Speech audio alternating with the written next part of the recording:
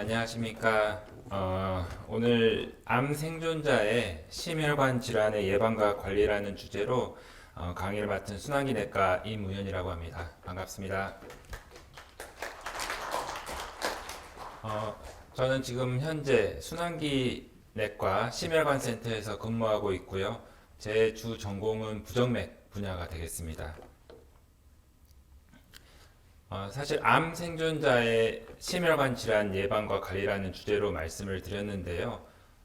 무거운 주제이기도 한데 또 내용을 하나하나 들여다보면 다 알고 계신 내용들이 많을 것이라고 생각됩니다.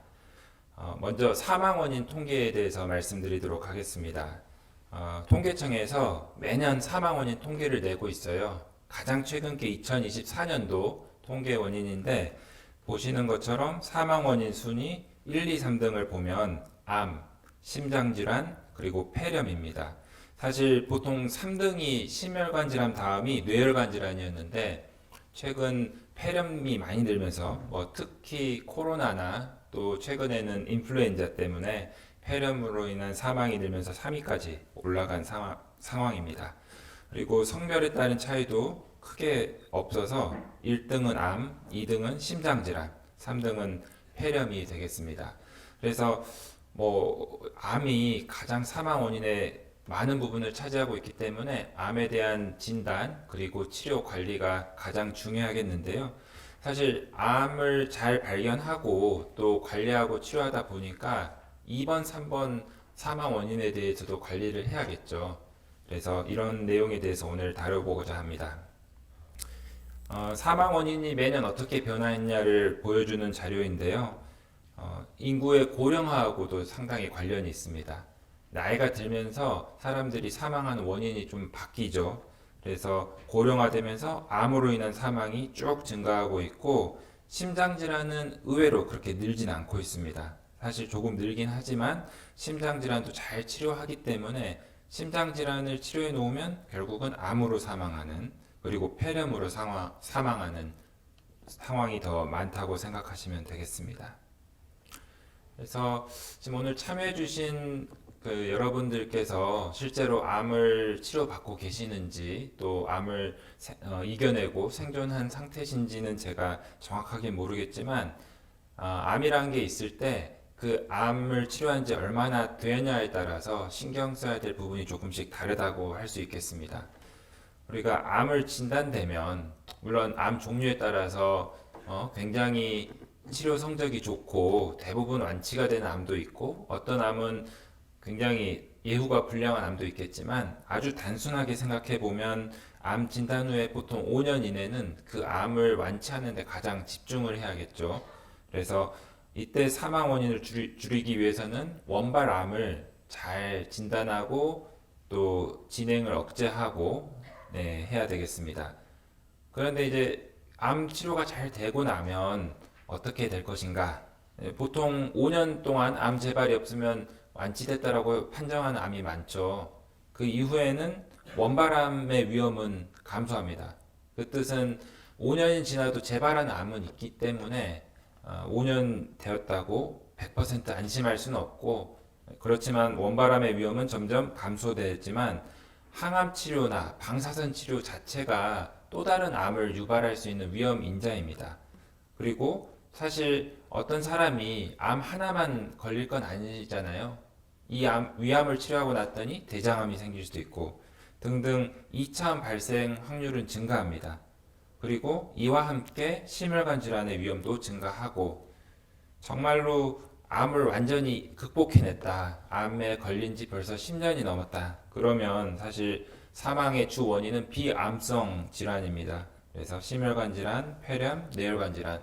그래서 암이 진단된 지 얼마 안 됐을 때는 우리가 그 암을 이겨내려고 최선을 다해야 되겠지만 시간이 지나면 지날수록 다른 원인의 사망 원인, 즉 심혈관 질환 그리고 폐렴 등을 잘 관리해야 되겠다라고 생각하시면 되겠습니다.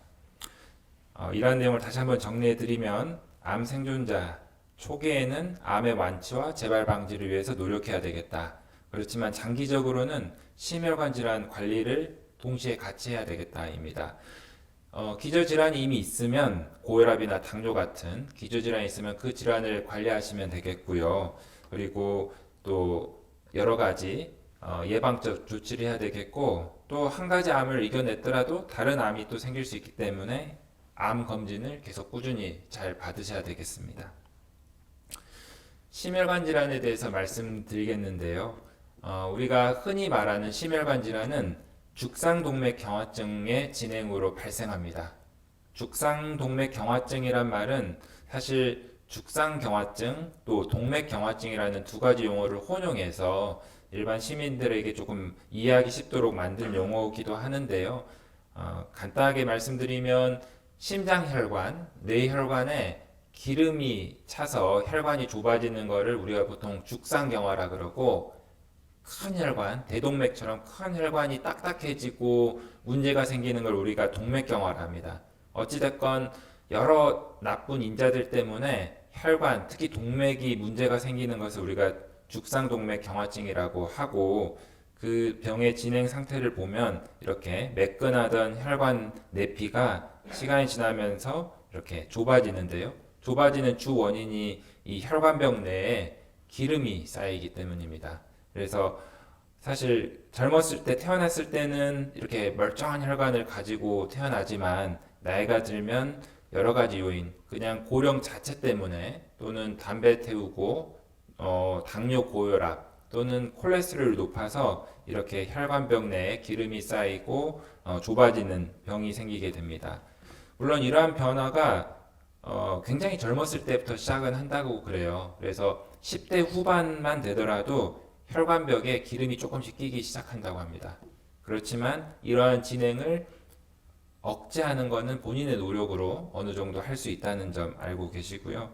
우리가 흔히 설명할 때 하수도 구멍이 여러 가지 찌꺼기들로 막히듯이 혈관벽도 막히고 좁아질 수 있다, 그렇게 설명을 합니다. 그래서 죽상동맥경화증이 진행하면 심혈관 질환이 발생한다 라고 생각하시면 되고요.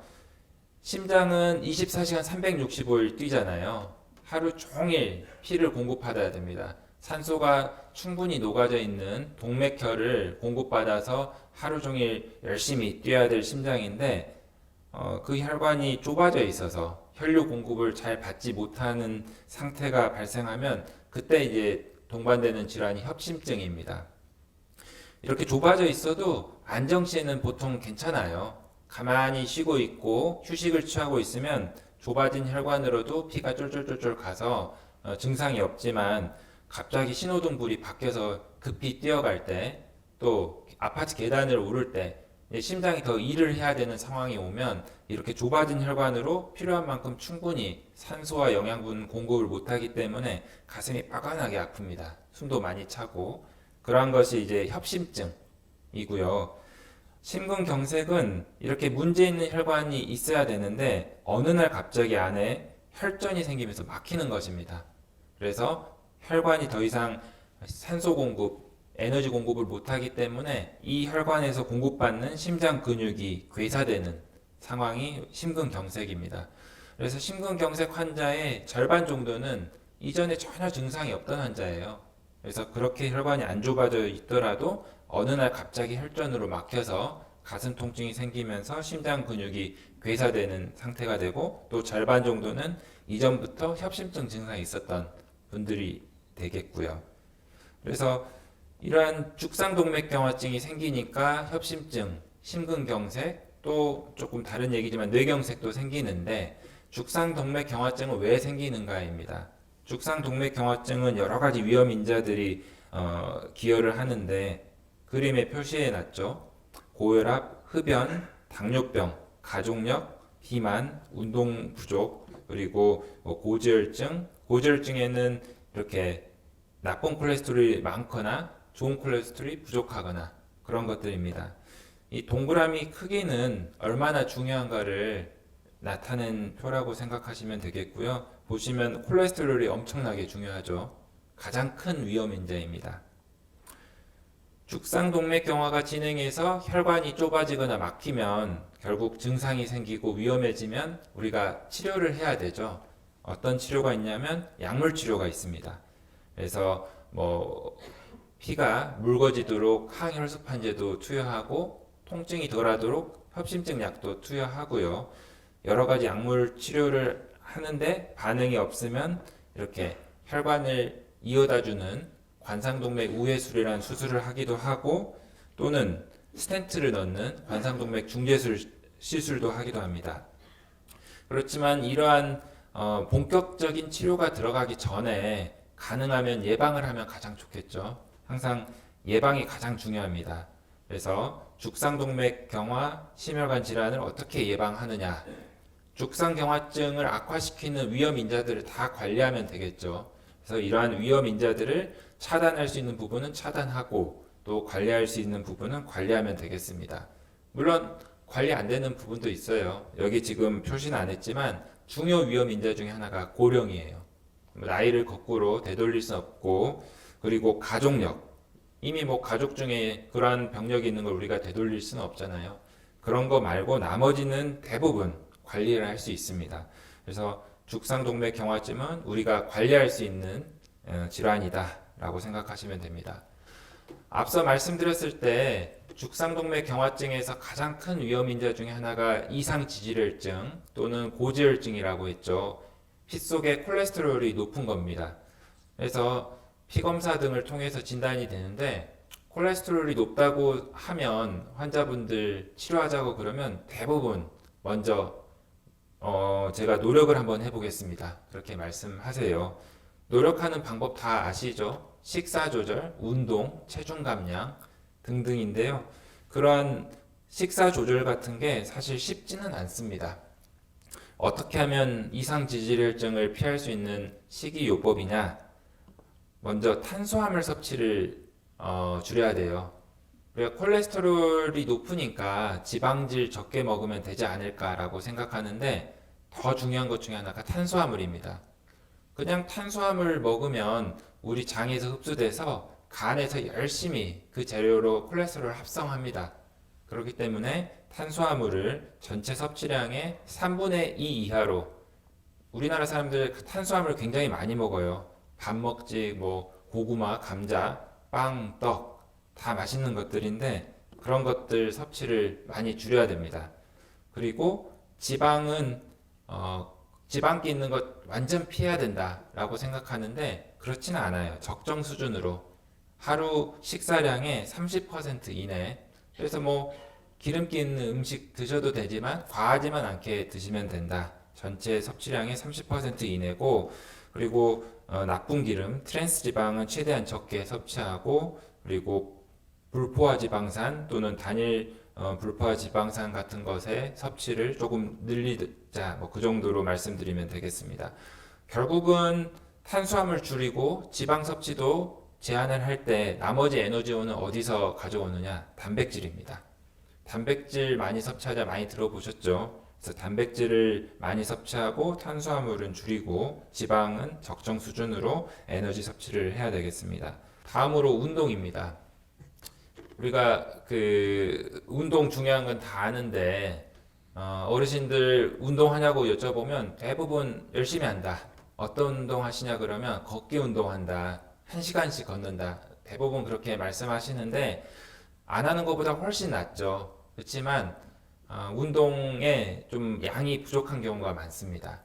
우리가 운동을 크게 세 가지로 나누면 유산소 운동, 저항성 운동, 유연성 운동이에요. 근데 유산소 운동만 주로 걷기를 통해서 하고 나머지를 안 합니다.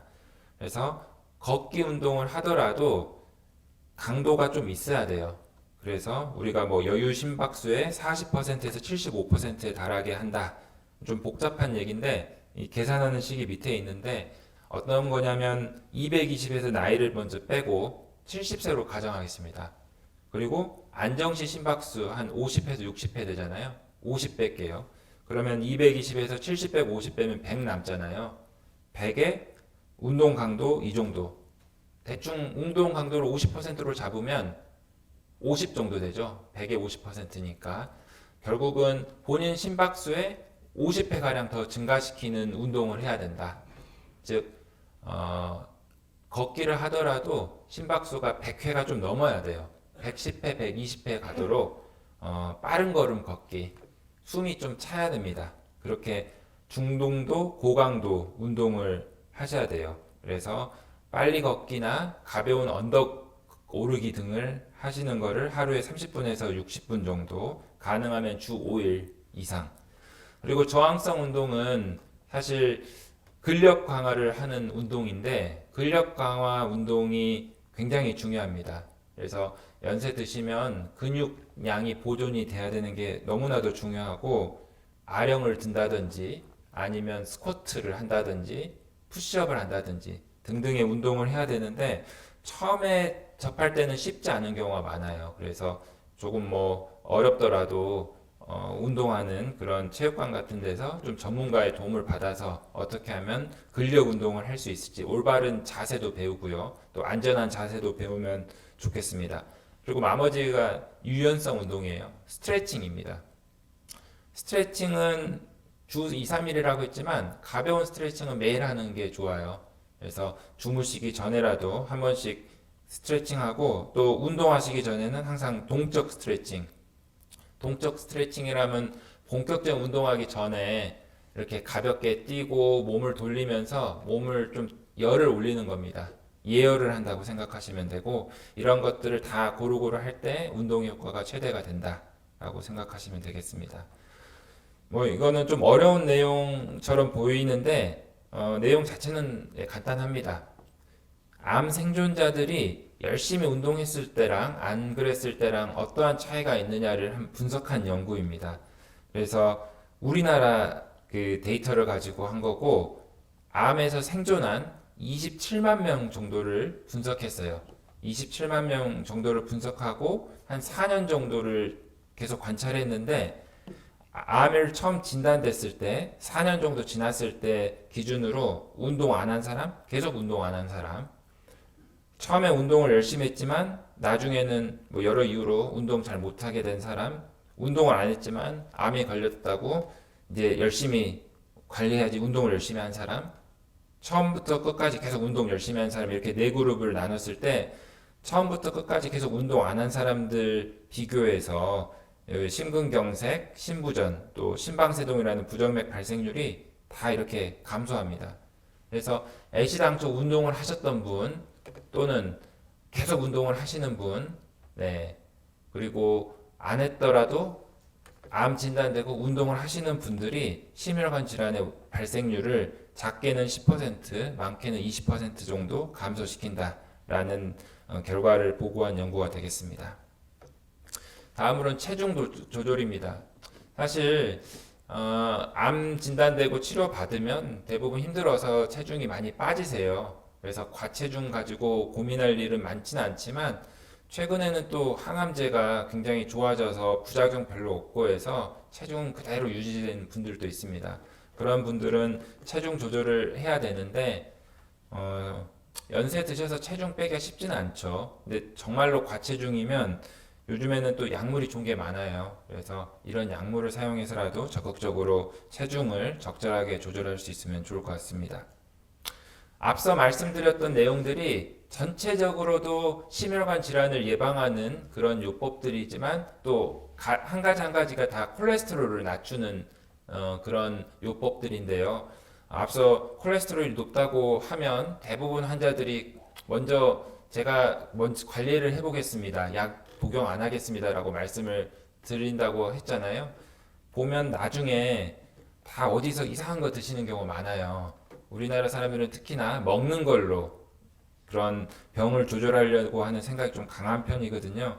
이거 우리나라가 아니라 외국에서 시행된 연구인데, 콜레스테롤 중에서 나쁜 콜레스테롤이 LDL 콜레스테롤인데, LDL 콜레스테롤을 조절하기 위해서 약을 준 그룹, 위약을 준 그룹, 요거 물고기 기름, 즉 그 오메가3입니다. 오메가3를 복용한 그룹, 여기 시나몬 복용한 그룹, 이거 마늘, 그리고 뭐 이거는 식물성 콜레스테롤, 그리고 이거는 혹단이라고 하던가, 아무튼 이런 우리나라에서 흔히 먹지 않는데 이러한 음식을 통해서 콜레스테롤 조절하는 그룹들 간에 무작위 대조 시험이라는 임상 시험을 했어요. 그래서 한 달 동안 계속해서 이런 치료를 했을 때 콜레스테롤이 얼마나 떨어지냐를 봤는데 약이 단연코 이렇게 강력하게 콜레스테롤을 떨어뜨립니다. 그래서 운동도 하고 체중도 빼고 식이 조절도 하고 하면 콜레스테롤이 조절될 것 같은데 생각보다 조절이 안 돼요. 여러 가지 질환 중에서 콜레스테롤이 생활 습관 개선으로 조절되는 폭이 상당히 상대적으로 작은 편에 속합니다. 그래서 콜레스테롤이 약간 높아져 있으면 본인의 생활 습관 개선 노력으로 조절할 수 있겠지만 상당히 많이 높아져 있다. 그러면 생활 습관 개선 플러스 약물 치료를 해야 되고 약물 치료는 보시는 것처럼 굉장히 강력합니다. 그리고 이 약물이 스타틴이라 하는 약물인데 부작용도 별로 없고 그리고 약 값도 많이 저렴합니다. 보험 적용돼 가지고요. 따로 어디서 몸에 좋다고 건강보조식품 또는 여러 가지 약물들 등등 많이 사 드시는데 비싸고 효과는 그닥 없습니다. 그래서 이러한 약재들 담당 선생님들께서 필요하다고 말씀하시면 크게 부담 없이 복용할 것을 추천드립니다. 다음으로는 흡연이에요. 흡연은 당연히 이러한 심혈관 질환에 안 좋은 위험한 요소인 건 다 알고 계시죠. 혈관 수축으로 혈압도 높이고 심박동수도 상승시키고요. 죽상동맥 경화도 진행시키고 내피세포, 그러니까 혈관 벽에 있는 세포 기능도 떨어뜨려서 심혈관 질환에 아주 독약입니다. 그렇기 때문에 흡연하고 계시면 금연을 반드시 해야 되겠고 간접 흡연도 피하셔야 되겠습니다. 다음으로 많이 물어보시는 게 음주예요. 음주는 사실 이러한 심혈관 질환 발생에 있어서 반드시 피해야 될 정도는 아니거든요. 그래서 보통은 알코올 하루 한두 잔 이내로 제한한다. 그래서 맥주로 따지면 맥주 한두 캔, 그리고 뭐 소주도 한두 잔, 와인도 뭐 한 잔 정도로 생각하시면 되는데 사실 가끔 일용도 한두 잔 드시는 경우가 많지 않아요. 한 번 드시면 또 자제가 안 돼서 쭉쭉쭉 드시는 경우가 많기 때문에 저는 환자분께서 본인이 컨트롤할 수 있으면 이렇게 드시지만 자제 안 된다 그러면 술 드시지 말라고 말씀을 드립니다. 그리고 다음으로는 본인이 가지고 있던 기저질환을 관리하는 거예요. 고혈압이 있으면 계속 관리를 하는 것입니다. 고혈압 자체가 사망률의 10% 이상을 차지합니다. 고혈압 자체 때문에 사망한다기보다는 고혈압으로 인한 심근경색, 고혈압으로 인한 뇌경색, 고혈압으로 인한 심부전 등등. 그러니까 가장 먼저 1차 원인이 고혈압이 됐던 경우를 따지면 10%가 넘는다는 거죠. 그래서 고혈압은 노화의 과정이기도 하고 증상도 없기 때문에 우리가 무시하는 경우도 있는데 잘 발견해서 치료를 해야 됩니다. 고혈압은 치료가 쉬워요. 혈압약 드시면 혈압 잘 떨어집니다. 최근에 개발된 혈압약들이 굉장히 강력해서 잘 조절되는 경우가 굉장히 많습니다. 당뇨 조절과 혈압 조절을 비교해 보면 혈압 조절을 하면 여러 가지 합병증 발생 위험이 쭉쭉 줄어듭니다. 당뇨는 열심히 치료해도 그렇게 줄어드는 비율이 상대적으로 낮아요. 그래서 물론 당뇨도 조절을 열심히 해야 되겠지만 혈압을 열심히 조절했을 때 우리가 얻을 수 있는 득이 훨씬 더 크다. 우리나라 고혈압은 점점 많은 사람들이 스스로 고혈압이 있는 걸 알고 또 치료를 하는 비율도 증가하고 있습니다. 20세 이상 성인을 통계를 내봤을 때 거의 30%가 고혈압이 있습니다. 그래서 성인의 30%는 고혈압이 있다. 그 30%의 환자 중에서 한 75%는 본인이 고혈압이 있다는 거 알아요. 그리고 또 그 중에 70%는 치료를 해요. 그리고 조절되는 율을 보면 56%입니다. 그래서 고혈압이 있는 환자의 3분의 2 정도는 자기가 알고 있고 치료에 들어가고 그 중에서 전체 고혈압 환자의 절반 이상은 잘 조절되고 있더라. 이게 50% 넘는 나라가 생각보다 적습니다. 우리나라는 상대적으로 잘 조절되고 있다라고 생각하시면 되고요. 당뇨가 있으면 또 당뇨 열심히 조절하면 되죠. 당뇨가 심혈관 질환의 합병증을 증가시킨다는 것은 잘 알려져 있고 당화혈색소 기준으로 7% 미만으로 낮추면 됩니다. 물론 이제 그 혈당 관리를 철저히 하시는 분들은 혈당을 매번 이렇게 손끝에서 체열을 해서 확인하는 경우도 있는데 이 혈당, 공복 혈당이나 식후 혈당 등도 중요하긴 하지만 평균적인 혈당 조절 평균을 반영하는 당화혈색소 기준을 삼고 7% 미만을 목표로 조절을 해야 되겠습니다. 물론 당뇨가 있으면 역시나 생활요법, 약물치료도 함께 적극적으로 해야 되겠죠. 그래서 질병관리청에서는 심내혈관 예방관리를 위해서 이렇게 9가지 생활수칙을 귀여운 이렇게 이미지를 만들어서 제시를 하고 있습니다. 글씨가 좀 작아서 잘 보이지 않는데 홈페이지 들어가면 다 구할 수 있는 내용입니다. 그리고 방금 말씀드린 내용이 다 포함되어 있습니다. 일반인들도 이렇고 또 암 생존자도 동일한 내용이 적용됩니다. 담배는 피우지 않고 술은 가급적 마시지 않고요. 적당량의 음식을 규칙적으로 골고루 짜지 않고 통곡물, 채소, 콩, 생선을 충분히 섭취한다. 이제 탄수화물 비율을 낮추고 탄수화물도 곡물이 많이 들어가 있는 탄수화물 그리고 채소의 비중도 높이고 단백질 비중을 높여야 되는데 단백질 섭취는 빨간 고기보다는 콩이나 생선 비율이 높으면 더 좋겠다 이고요. 그리고 규칙적으로 운동을 해야 되는데 운동은 앞서 말씀드렸다시피 3가지 유형을 다 잘 챙기면 좋습니다. 그래서 유산소 운동 주 3회 이상 그리고 할 때 강도를 어느 정도 유지해야 됩니다.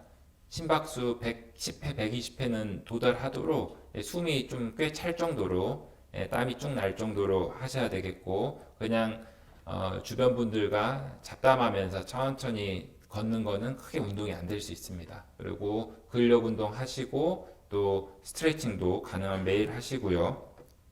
체중도 적절하게 유지하고 스트레스 관리 잘 하시고 그리고 주기적으로 혈압, 혈당, 콜레스테롤 수치 측정하는데 암 생존자들은 그 암에 대한 관리 때문에 병원에서 꾸준히 피 검사도 받고 있기 때문에 이러한 점들은 잘 관리가 보통 됩니다.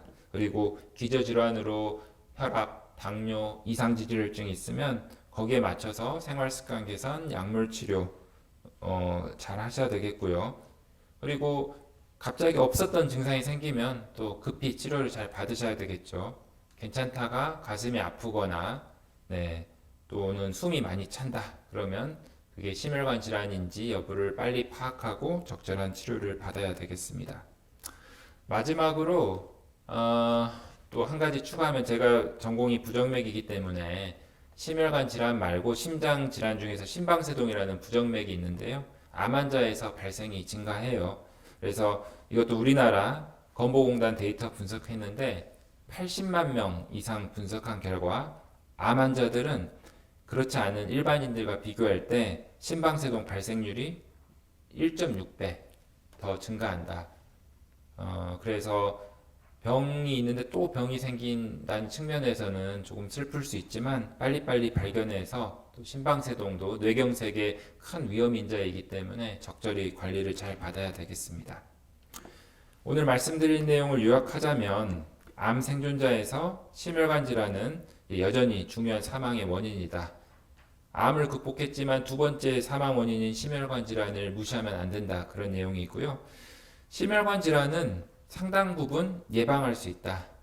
왜냐하면 심혈관 질환의 대부분의 원인이 죽상동맥경화증이고 죽상동맥경화의 예방을 위해서는 위험 인자인 이상지질혈증을 조절하고 금연을 하고 절주를 하고 또 기저질환이 있으면 잘 관리하시면 심혈관 질환에서 완전하게 벗어날 수는 없더라도 그 발생을 최소한으로 줄이고 또 병이 발생하더라도 그 정도를 심하지 않게 조절할 수 있는 경우가 대부분이겠습니다. 경청해 주셔서 감사합니다.